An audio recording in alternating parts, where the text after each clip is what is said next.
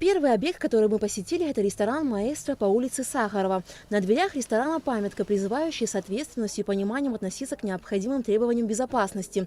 Внутри у входа антисептики. Персонал ресторана в средствах защиты. Правда, к моменту нашего прихода в «Маэстро» не было ни одного посетителя. В зале ресторана плюс и на веранде всего 150 посадочных мест.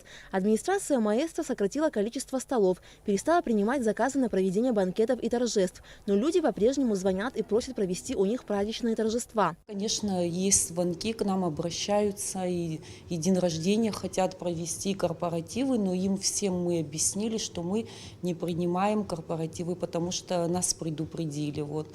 И мы, как законопослушные, решили никаких корпоративов не принимать. А то, что касается день рождения, скажем, там маленькие компании, у нас заведение вот большое, как вы видите, по 5 человек, вот мы их рассаживаем. Так, чтобы не было никаких проблем. Вдруг проверка подойдут, чтобы мы тоже были спокойны. Далее мы посетили ресторан «Леон». Здесь, как обычно, очень оживленно и много посетителей. При входе в главный зал у двери стоит антисептик. Обслуживающий персонал работает в средствах защиты. Администрация ресторана «Леон» сообщила, что они сократили количество посадочных мест. Но мы заметили, что социальная дистанция между посетителями не соблюдается. Как вообще вышел указ о том, что нельзя проводить корпоративы, мы, в принципе, с того дня не проводим корпоративы, не принимаем резервы больше того, сколько положено человек. У нас были большие столы, мы столы убрали, сделали расстояние, которое нам сказали. В общем, в принципе, соблюдаем все. Новогодних корпоративов у нас не проводится. Количество столов сократили, но, как мы видим, дистанцию люди не соблюдают. Да. Ну, уже по собственному желанию мы предупреждаем, убираем стулья, ставим резервы на столы, чтобы люди не садились. Но есть, конечно, моменты, когда гости сами решают, что могут сесть за столик. То, что от нас требуется, мы все соблюдаем.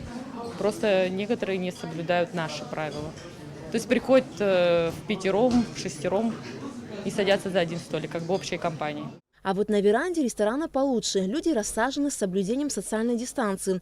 В зале японской кухни ситуация неоднозначная. Часть людей соблюдают дистанцию, но некоторые столы расставлены слишком близко друг к другу. При этом, как сообщила нам администрация ресторана, количество столов сокращено. Наша съемочная группа также посетила и ресторан «Айтар». На первом этаже посетителей не было, но вот на втором этаже ситуация была иная. В зале была группа людей, которая была рассажена без соблюдения предписанных норм. Администрация ресторана сообщила, что им было известно о распоряжении, запрещающем проведение торжественных мероприятий. Но, несмотря на это, они рассадили 15 человек без соблюдения социальной дистанции. Нас приглашали в мэрию. Мы там поговорили обо всем. Корпоративы как таковые мы не принимаем. У нас вместительность всего ресторана 250-300 человек. Вот вы прекрасно видите, что все столы пустые. В зале сидят только 15 человек. Вы знаете, мы им предложили сесть по отдельности, но они сказали, что они одна семья, и они хотят сидеть вместе.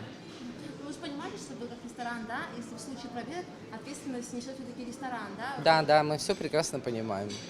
Из-за этого вы видите абсолютно пустой зал, практически. Очень многие звонили, но мы предупреждаем их, что в этом году корпоративов не будет. Как видно, далеко не везде соблюдаются ограничительные меры. Мало того, что люди не соблюдают социальную дистанцию, они и не считают нужным это делать, о чем нам неоднократно заявляли посетители ресторанов в ходе съемок. Не совсем понятна и роль административных работников. Владельцы ресторанов по меньшей мере должны предупреждать о соблюдении мер предосторожности, чтобы не испортить праздник ни себе, ни другим. Однако и это не везде происходит. Так что же делать? Неужели мы так до конца и не поняли, какая опасность угрожает нам, нашим детям и взрослым? Берегите друг друга, пока беда не пришла в ваш дом. А праздники, они еще будут. Главное, чтобы все были здоровы.